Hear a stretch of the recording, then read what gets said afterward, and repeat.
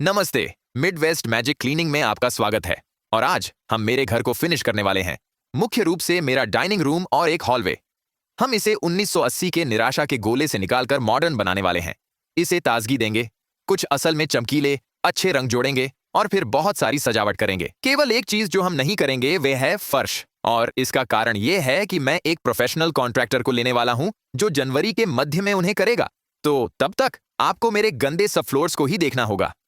अब अगर आपने इस सीरीज के अन्य वीडियो नहीं देखे हैं तो चिंता न करें, मैं उनके सभी को एक प्लेलिस्ट में डालने वाला हूं। और मैंने असल में एक विशाल विशाल मेगा मैराथन एपिसोड बनाने पर विचार किया है, जिसमें उन सभी वीडियो को जोड़ा जाएगा, क्योंकि क्रिसमस है और फिर नया साल आने ही वाला है और मुझे नहीं पता कि मैं साल के अंत से पहले घर को साफ करने के लिए कब जा पाऊंगा। तो बस आप धैर्य रखें बेटा। लेकिन अगर आपने कुछ भी नहीं देखा है तो आपको बताने के लिए, मैंने शुरू में यह घर एक दोस्त के लिए साफ किया और फिर उसकी जिंदगी में एक बड़ा बदलाव आया। कुछ वित्तीय कठिनाइयां उत्पन्न हुईं और उसने अंततः मुझे यह घर पेश किया। तो मैंने इसे खरीदा और फिर कुछ महीनों के दौरान इस पर काम करना शुरू किया। इसमें बहुत काम करने की जरूरत थी, केवल एस्थेटिकली ही नहीं बल्कि कई फंक्शनल समस्याएं भी थीं।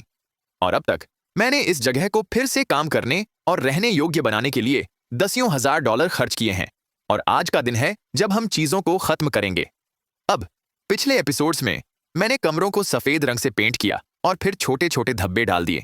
एक कमरे में मैंने इसे और बढ़ाया और उसमें ज्यादा धब्बे डाले। मैंने इसे दूसरे रंग की तरह बनाया और इस कमरे में मैं एक विशाल दीवार पर पूरी तरह से टील रंग में जाने वाला हूं। मैं आपको दिखाने जा रहा हूं कि कैसे एक एक्सेंट वॉल पेंट करे, जिसे मैं असल में एक्सेंट नहीं मानता। मैं इसे एक फीचर वॉल मानता हूं क्योंकि यह 25 या 30 फीट लंबी है, यह विशाल है। और फिर दिखाऊंगा कि कैसे उस दीवार को तोड़ा जाए ताकि यह केवल रंग का एक बड़ा दानव न हो जो आपके बेवकूफ चेहरे में घूरता हो जब आप घर में प्रवेश करते हैं। लेकिन इससे पहले कि हम उसमें लगें, मैं एक नया किचन टेबल बनाने जा रहा हूं जो मैंने खरीदा है। यह बड़ा नहीं है, लेकिन यह वही एहसास देता है जो मैं चाहता हूं, और वह है मिड सेंचुरी मॉडर्न। मुझे असल में वो डाइनर टाइप टेबल पसंद हैं जिनके किनारों के चारों ओर स्टेनलेस स्टील की पट्टी लिपटी होती है। मैंने यह विशेष एक वे फेयर से खरीदा है। और फिर मेरे पास एक चेयर सेट भी है, लेकिन वे कुछ दिन बाद आए थे। आप मुझे उन्हें बनाते हुए थोड़ी देर में देखेंगे। टेबल स्वयं सफेद और स्टेनलेस स्टील का है, और फिर कुर्सियां स्टेनलेस स्टील और काली हैं, जिसके चारों ओर एक सफेद ट्रिम पीस है। यह मेरी रसोई के साथ असल में अच्छी तरह मेल खाता है। फिलहाल मैं इसे सिर्फ डाइनिंग रूम में सेट करने जा रहा हूं ताकि यह रास्ते से बाहर हो, लेकिन जब भी आप इसे मेरी रसोई के पास देखेंगे तो यह समझ में आएगा।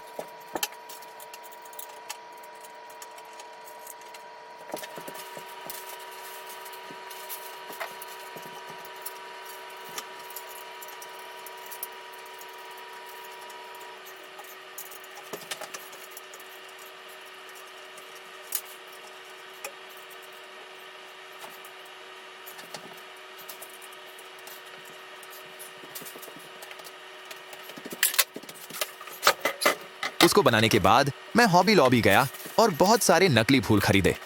तो मेरे टीवी के ऊपर, जहां मेरी एलईडी लाइट्स एक दूसरे से शाखा बनाती हैं, और फिर एक्सटेंशन कॉर्ड वहां से नीचे प्लग इन तक जाता है।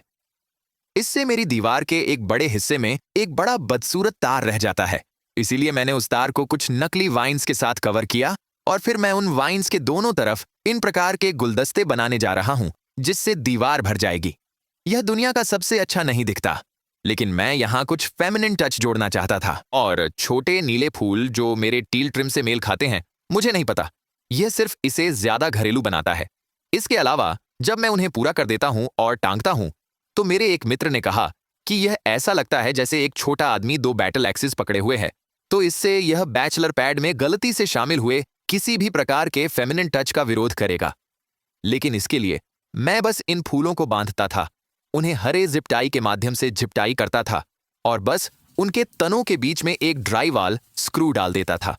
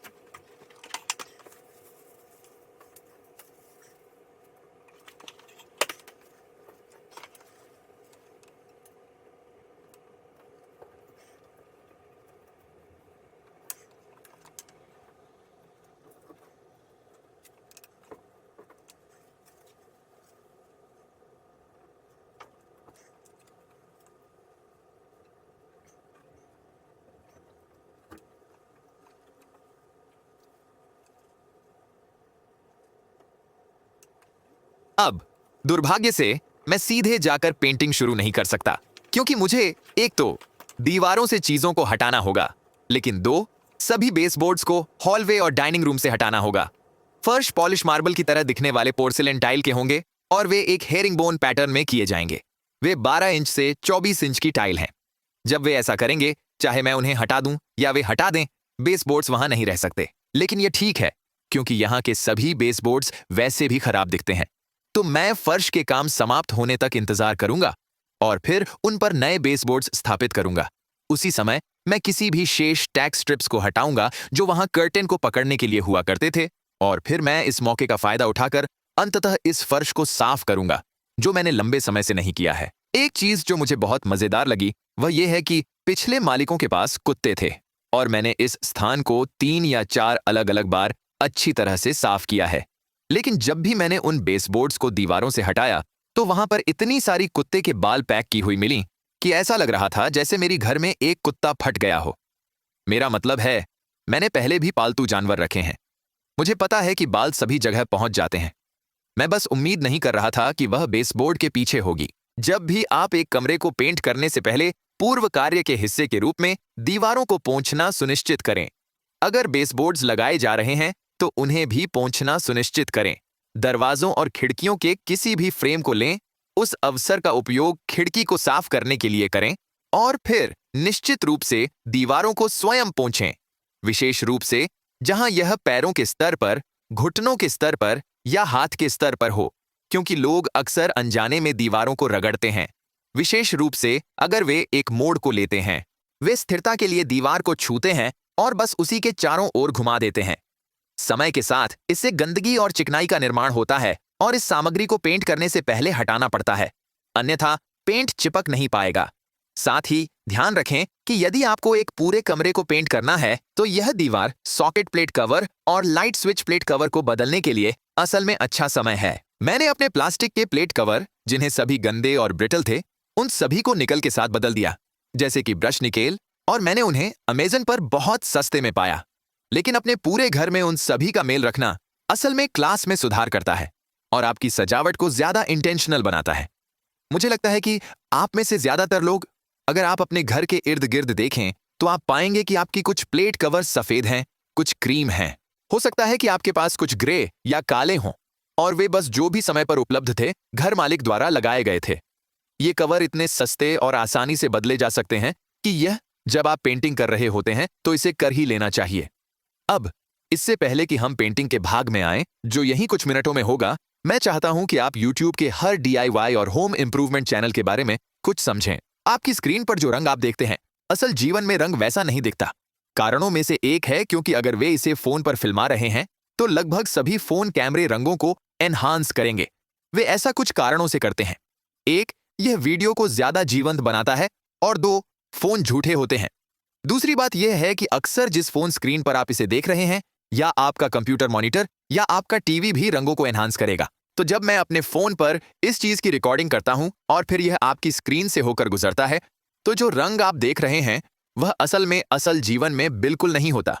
जिस रंग को मैंने अपने बड़े, जीवंत, क्रेजी रंग के लिए चुना है उसे पीकॉक टील कहा जाता है। यह टील है जिसमें औसत टील से बस थोड़ा सा और नीला होता है, जो इसे अन्य सभी टील से बेहतर बनाता है। अब असल जीवन में उस रंग को दिखाने के लिए मेरे पास कोई असल तरीका नहीं है, बिना आपको अपने घर या होम डिपो तक ले जाए बिना। लेकिन मेरे एक दर्शक, जिसका नाम हर्मिटलैंडिया है, अगर यह उनका असल नाम है, ने मुझे डिस्कॉर्ड पर इंटरनेट का पीकॉक टील कैसा दिखता है उसका स्क्रीनशॉट लेकर और फिर उसे असली दीवार के बगल में रखने का एक विचार दिखाया, जबकि यह आपको सटीक रंग नहीं दिखाता है। यह आपको स्क्रीन पर उनके बीच कितना अंतर है यह दिखाता है। तो जब हम वीडियो के उस पेंटिंग हिस्से में जाएंगे, मैं बिल्कुल वही करने जा रहा हूं। मैं निचले दाएं हिस्से में पीकॉक टील का एक छोटा स्वैच रखूंगा, जिसके ऊपर असल रंग के शब्द पूरे समय लिखे होंगे जब मैं उस टील को पेंट कर रहा हूं। क्योंकि कैमरे में यह बिजली के नीले या पेंटर के टेप नीले जैसा दिखता है और यह कभी भी असल जीवन में ऐसा नहीं दिखता, तो चुप रहो और सह लो।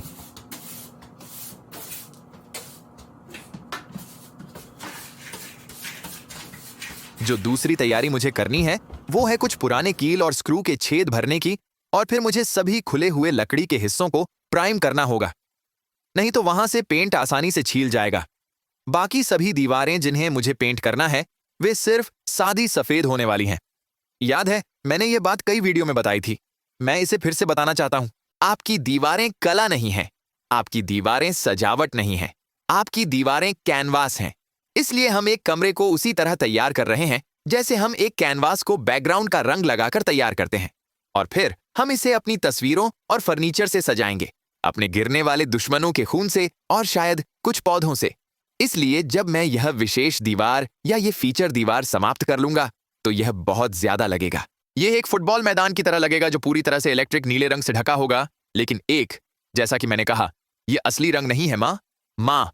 और दो, हमें ध्यान में रखना होगा कि वहां एक विशाल शेल्फ सिस्टम होगा। हमारे पास तस्वीरें हैं, हमारे पास उसे तोड़ने के लिए एक विशाल पर्दे का सेट है। और अंत में, यदि यह बुरा लगता है, असल में बुरा लगता है, तो आप पीछे हटते हैं और सोचते हैं, मैंने ऐसा क्यों किया? आप हमेशा अपने घर को आग लगा सकते हैं, या नहीं, रुको, इसे फिर से पेंट करें। अपने घर को आग मत लगाओ, बस इसे फिर से पेंट करें।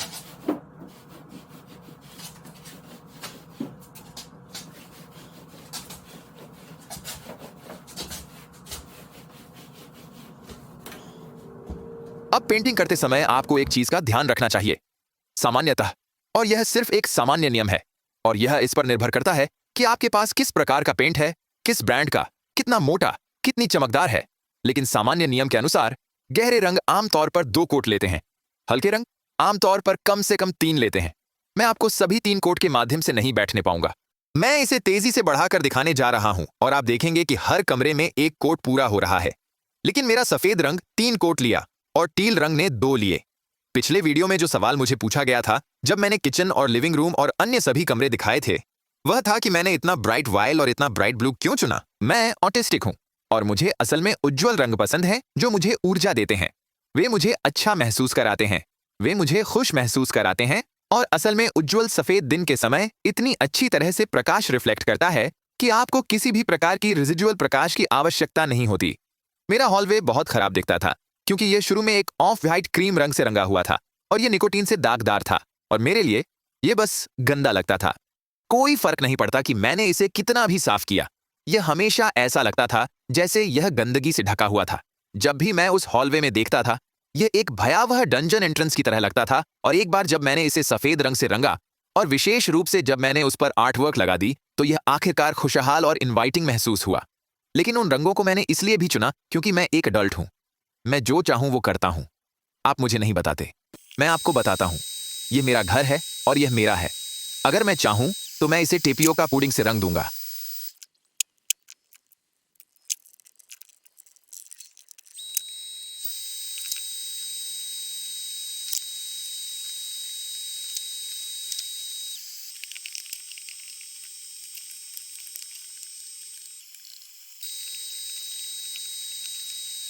एक बार जब मैं पेंटिंग खत्म कर चुका, पहले तो भगवान का शुक्रिया, मैं पेंटिंग से उब चुका हूं।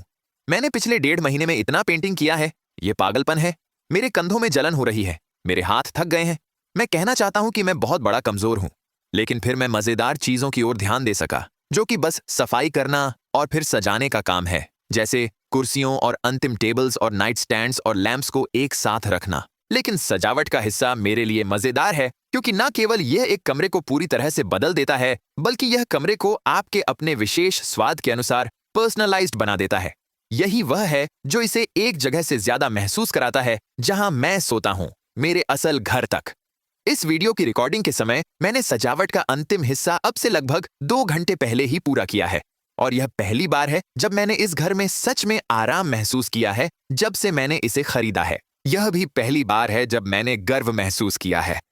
मैं इसे उन सभी को दिखाना चाहता हूं जो मैं जानता हूं, लेकिन मुझे दुनिया में केवल 4 लोग जानते हैं और वे हमेशा व्यस्त रहते हैं। इसलिए हां,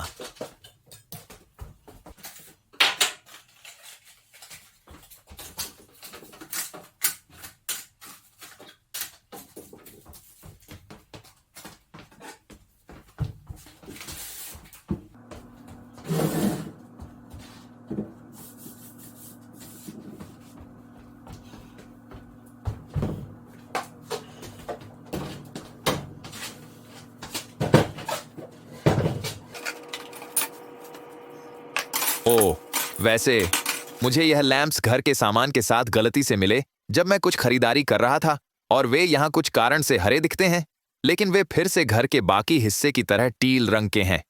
वे बिल्कुल मेल खाते हैं। अगर मैं उन्हें प्रमुख प्रकाश स्रोत के रूप में इस्तेमाल कर रहा होता और सिर्फ एक्सेंट्स के लिए नहीं, तो मैं थोड़ा निराश होता, क्योंकि वे 100 वाट बल्ब को संभाल नहीं सकते।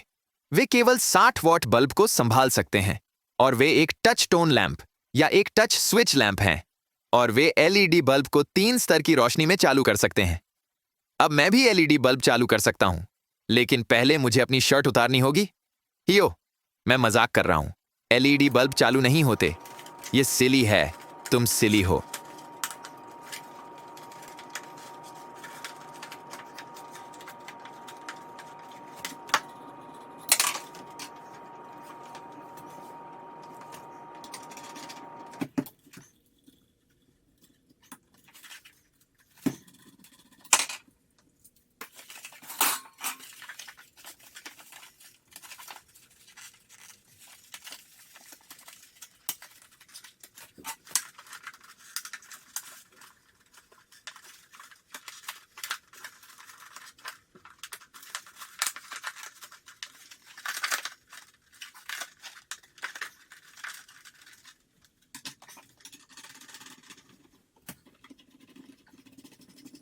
मैंने ये लैंप छोटे लिविंग रूम या एंट्री टाइप के पार्लर रूम, जो कुछ भी आप इसे कहते हैं, के लिए हैं, और मुझे एहसास हुआ कि मेरे पास असल में मेल खाने वाले अंत टेबल थे जो सोफे के बगल में है। मैंने वह अपने बेडरूम में रखी थी, इसलिए मैंने अपने बेडरूम के लिए एक छोटी बिस्तर की समाप्ति पर टेबल खरीदी ताकि मैं उसे बाहर निकाल सकूं और उन्हें उस काउंट के चारों ओर रख सकूं। मैं कुछ और चीजें भी बदल रहा हूं। मैं अपने जूते रखने वाले बेंच निकालने जा रहा हूं, क्योंकि कमरे के लिए वह बहुत ज्यादा है। और फिर मेरी एक पौधा खड़ा आ रहा है जो लगभग 3 फीट ऊंचा है, और मेरे पास एक मॉन्स्टेरा पौधा है जिसे आप स्विस चीज पौधा भी कहते हैं। मैं उसे उन 2 खिड़कियों के बीच में बिल्कुल बीच में रखूंगा, न दाईं ओर न बाईं ओर, ठीक खिड़कियों के बीच में, न तो कहीं भी इंच से। जो मैं कह रहा हूं वह यह है कि उन 2 खिड़कियों के बीच में एक पूरी तरह से रखा हुआ मॉन्स्टेरा होगा, और तुम इसमें एक भी बात नहीं कर सकते बेटा।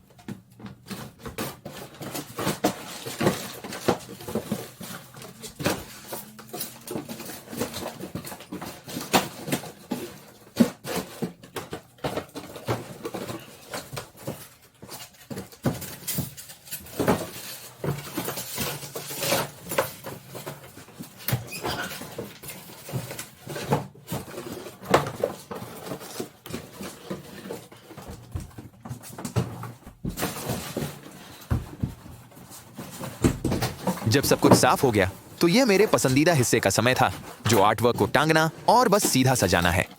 मैंने ये सुपर कूल, वे कुछ एल्यूमिनियम शीट्स या एल्यूमिनियम पैनल्स हैं जिन पर किसी ने एक ग्राइंडर के साथ आर्टवर्क बना दी है, और उन्होंने एक सनफ्लावर पैटर्न या जैसे एक असल में एब्स्ट्रैक्ट फूल बनाया है। मुझे उनमें से 2 सेट मिले, एक 6 फीट चौड़ा और 2 फीट लंबा है, दूसरा 5 फीट चौड़ा है।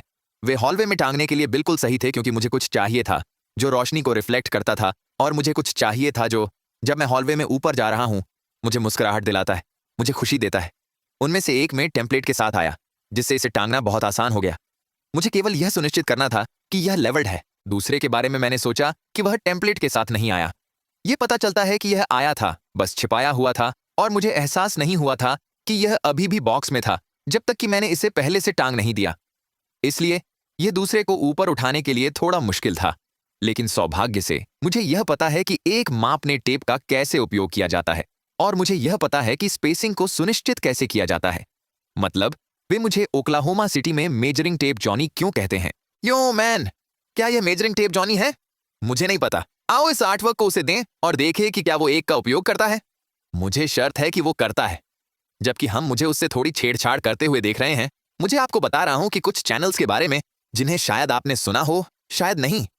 मैंने देखा है कि हम आमतौर पर चैनल्स का समान स्वाद रखते हैं, इसलिए मैं हमेशा अन्य यूट्यूब चैनल्स को शाउट आउट देना पसंद करता हूं। इस हफ्ते मैं एक को शाउट आउट देना चाहता था। एक है आधुनिक मेकओवर। वह टूटे फूटे फर्नीचर को ढूंढते हैं जो ऐसा लगता है कि उसे बचाया नहीं जा सकता, और न केवल वह उसे बचाते हैं बल्कि वह उसे अद्भुत आधुनिक कला के कार्यों में बदल देते हैं। उन्हें देखते हुए अपना काम करते देखना बहुत कूल होता है। उनकी एडिटिंग शीर्ष स्तर की है और फर्नीचर के साथ उनकी कौशलता बिल्कुल अद्भुत है। मैं उन्हें घंटों देख सकता हूं। अगला शायद सबसे अजीब बात है जिसमें मैं थोड़े समय के लिए शामिल हुआ हूं, और मैं हर किसी से माफी चाहता हूं अगर वो इसे देखता है और सोचता है कि मैं उसे अजीब कह रहा हूं, क्योंकि ऐसा नहीं है। इसे रिगल जेंटलमैन कहा जाता है और यह यूके में एक व्यक्ति है जो बस लोगों के बाल काटता है, लेकिन वह उनके साथ सुपर सुपर दिलचस्प बातचीत करता है और फिर वह बालों के गिरने के बारे में भी बात करता है और या तो इसे बचाने या कटने के तरीके बताता है। और किसी कारण से मैं उन्हें देखते हुए नहीं थकता। उन लोगों पर की गई परिवर्तनों को देखना काफी अविश्वसनीय है।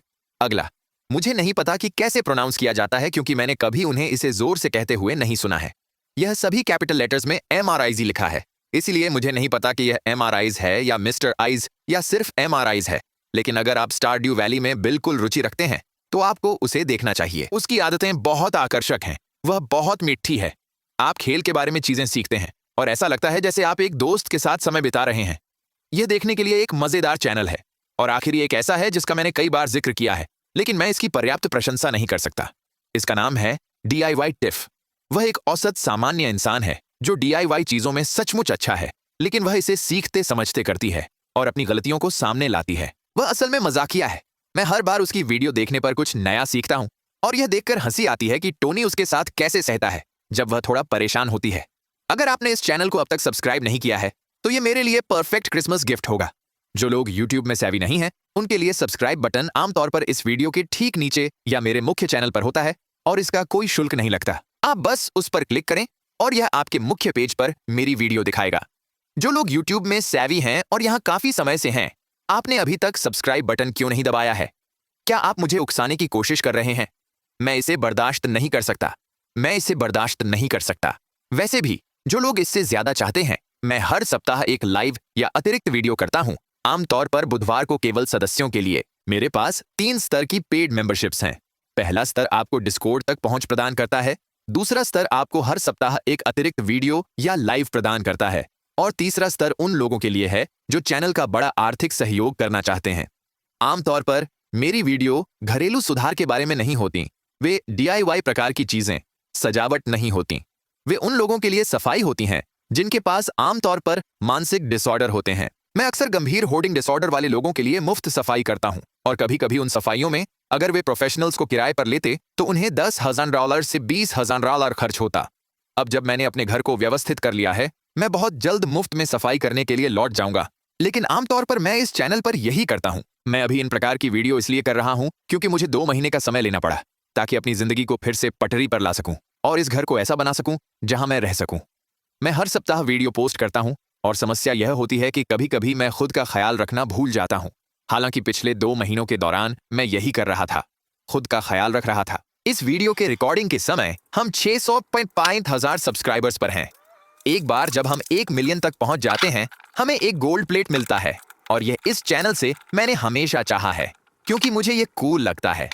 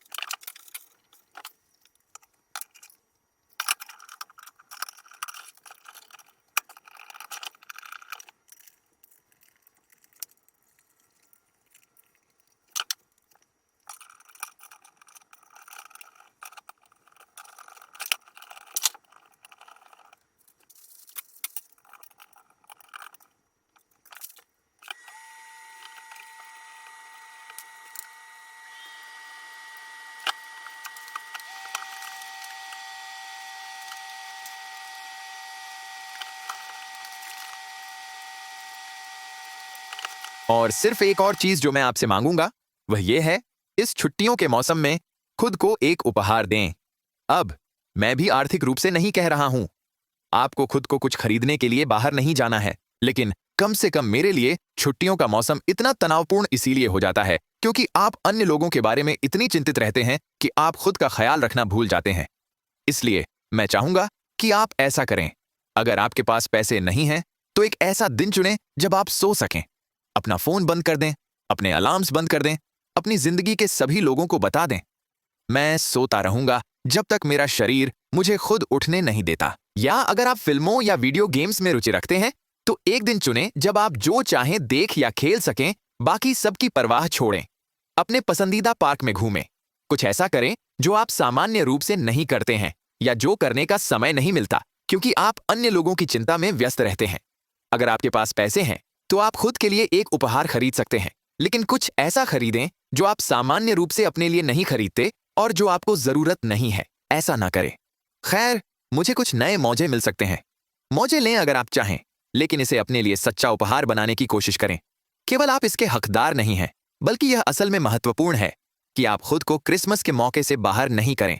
और जान लें, मैं आपको सभी की असली में सराहना करता हूं। आपके देखने के बिना मैं जो करता हूं वह नहीं कर पाता, और मुझे यह नहीं भूलता कि मैं एक असाधारण रूप से भाग्यशाली व्यक्ति हूं। मेंबर्स, मैं आपको इस बुधवार को देखूंगा। बाकी सबको अगले सप्ताहांत। अलविदा।